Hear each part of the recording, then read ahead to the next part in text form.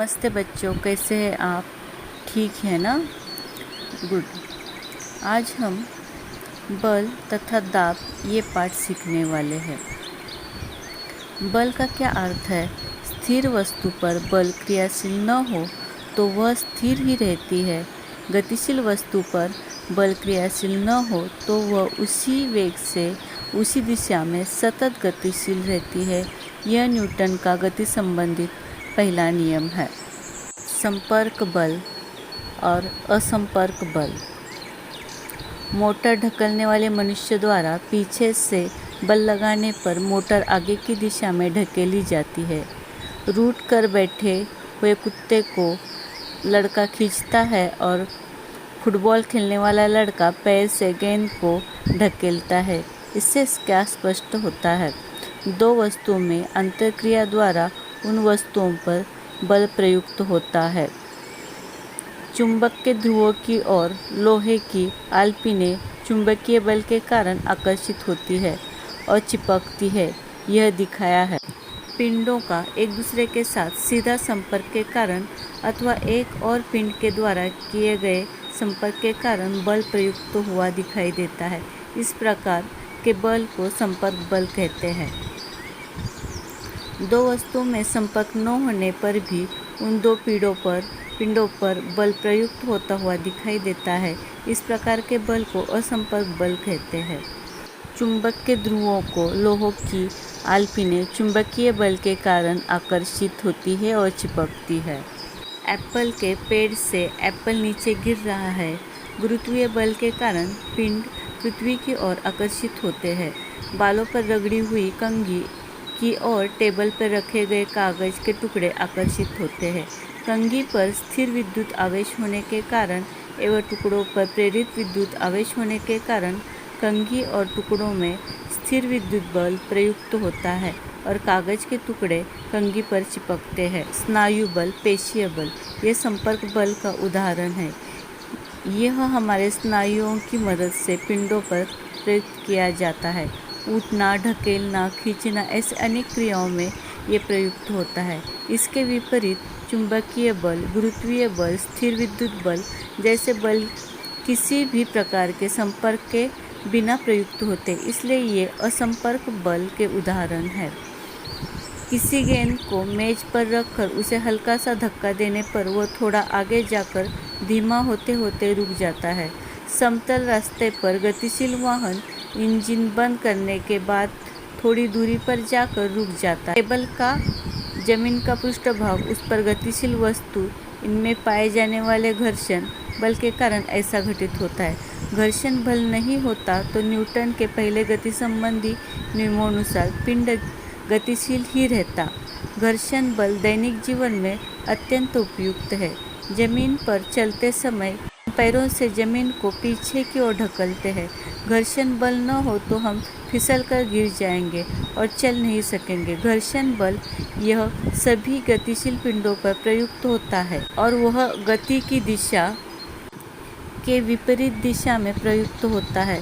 रास्ते पर गिरे केले के छिलके पर से फिसलते हुए और उसी प्रकार कीचड़ के कारण भी फिसलते हैं। ये दोनों उदाहरण घर्षण कम होने के कारण घटित होते हैं।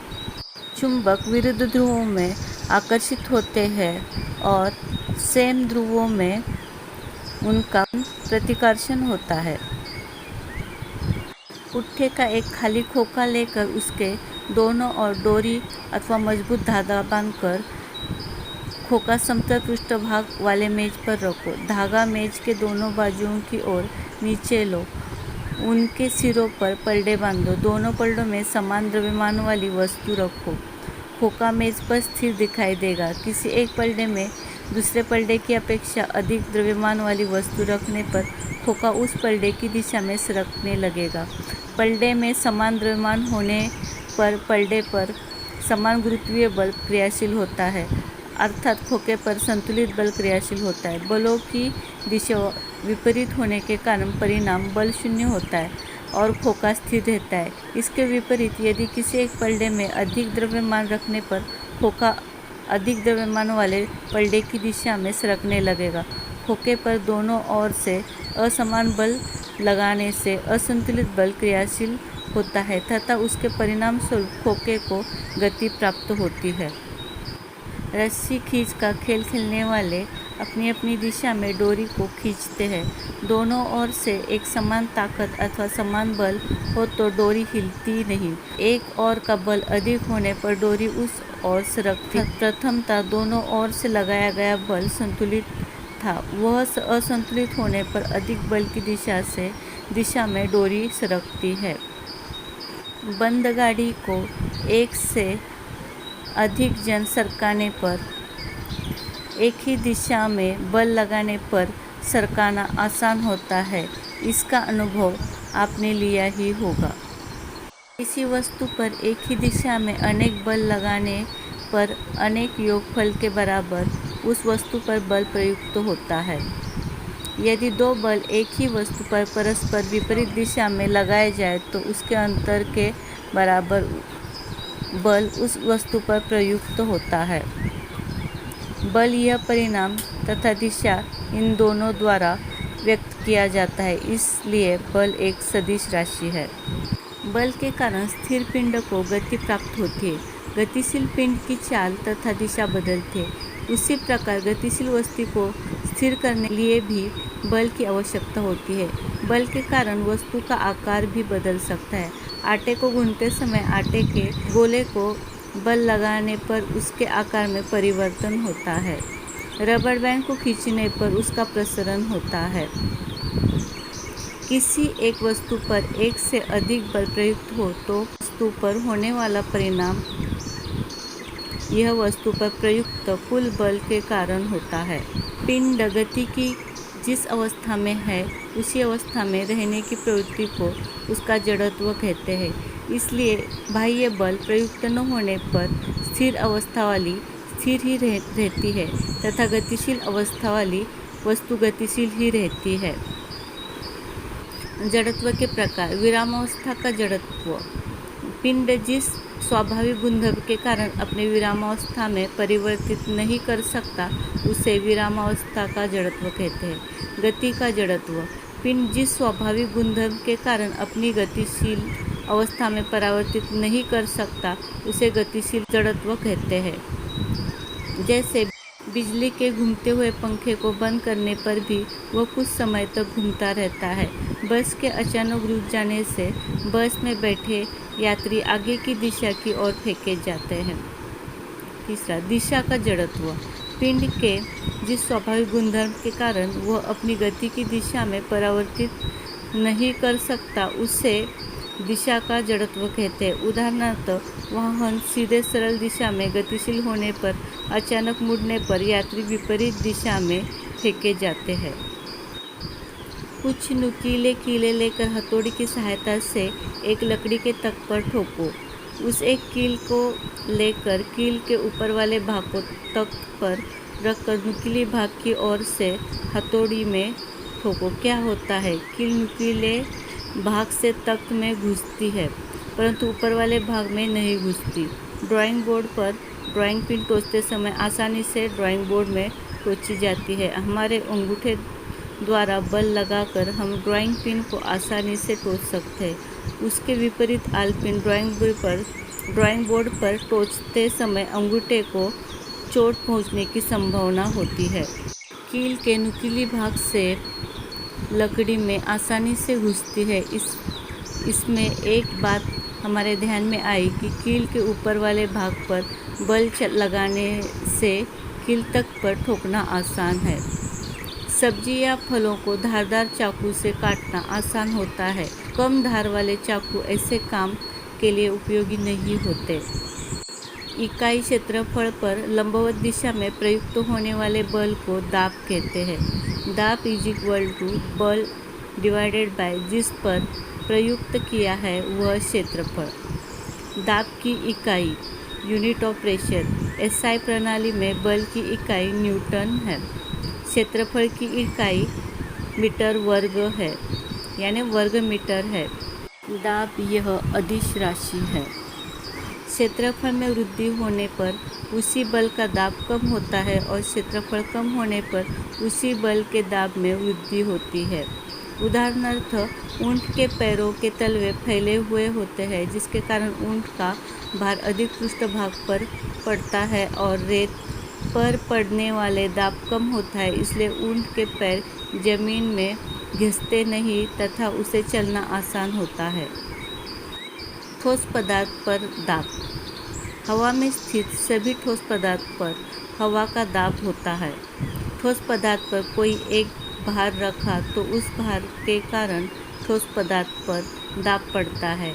वह दाब उस भार पर तथा भार को ठोस पदार्थ के साथ होने वाले संपर्क क्षेत्र पर निर्भर होता है। बोतल में छिद्र बनाओ और उसमें पानी भरो। पानी की धाराएं बाहर निकलते हुए दिखाई देगी। सबसे ऊपर वाले छिद्र से पानी की धारा बोतल के पास गिरती है, जो सबसे नीचे वाले छिद्र से पानी की धारा सबसे दूर गिरती है। इसके अतिरिक्त एक ही स्तर के दो छिद्रों से गिरने वाली धाराएं बोतल के समान अंतर पर गिरती है। एक ही स्तर पर द्रव का दाब समान होता है, उसी प्रकार द्रव के गहराई अनुसार दाब में वृद्धि होती है। गैस का दाब। कोई एक गुब्बारा मुंह से फुलाते समय वह चारों ओर से फूलता है। गुब्बारों पर छोटा सा छिद्र किया तो उससे बाहर हवा निकलती है। गुब्बारा फूलता नहीं फूलता। वायु भी द्रव्य के जैसे ही जिस पात्र में बंदिस्त होते हैं, उसी पात्र के दीवारों पर दाब प्रयुक्त करते हैं। सभी द्रव्यों और गैसों को तरल पदार्थ कहते हैं।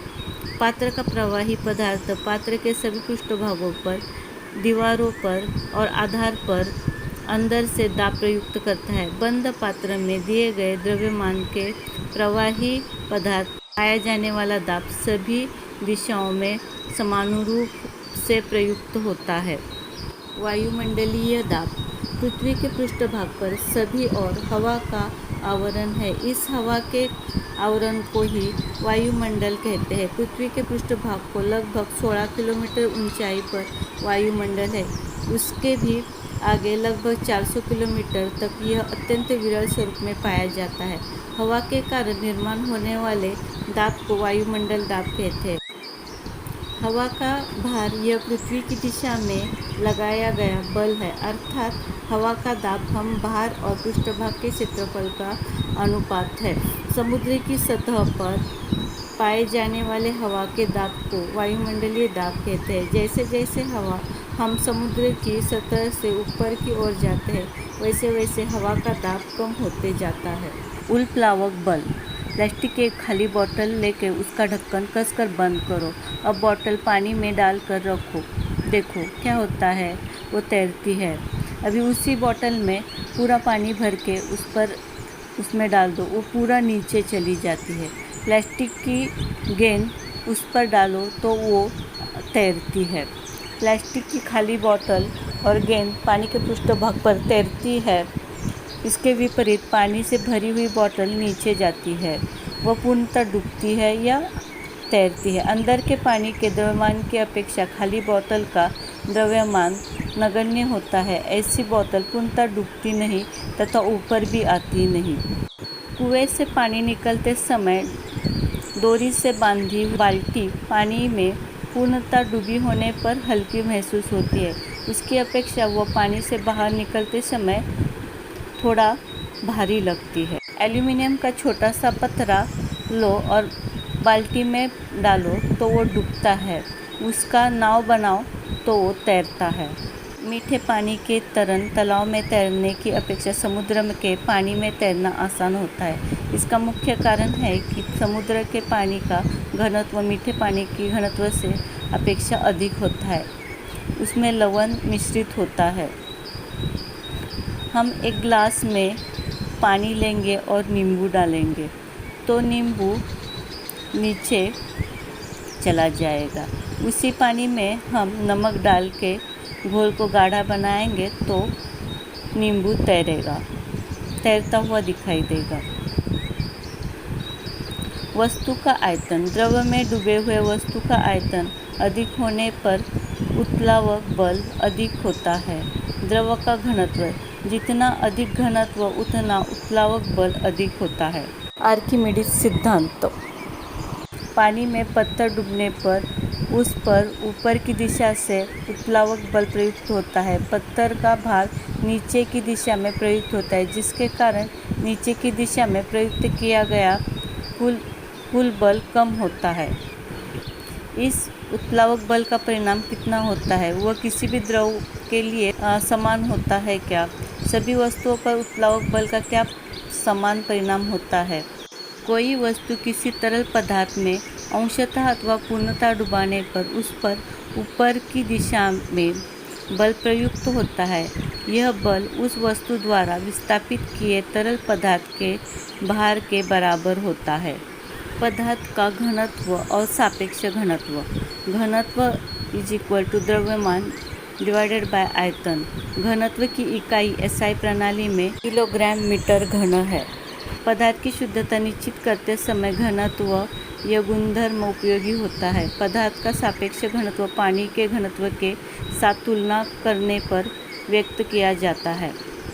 सापेक्ष घनत्व = पदार्थ का घनत्व डिवाइडेड बाय पानी का घनत्व। यह समान इकाई का अनुपात होने के कारण यह इकाई रहित होता है। सापेक्ष घनत्व को पदार्थ का विशिष्ट गुरुत्व भी कहते हैं। आशा है आपको बल तथा दाब ये पाठ समझ में आया होगा। अधिक समझने के लिए आपको इसको बार बार देखिए, सुनिए, आपको समझ में आएगा। आप सुरक्षित रहिए, घर में रहिए। धन्यवाद।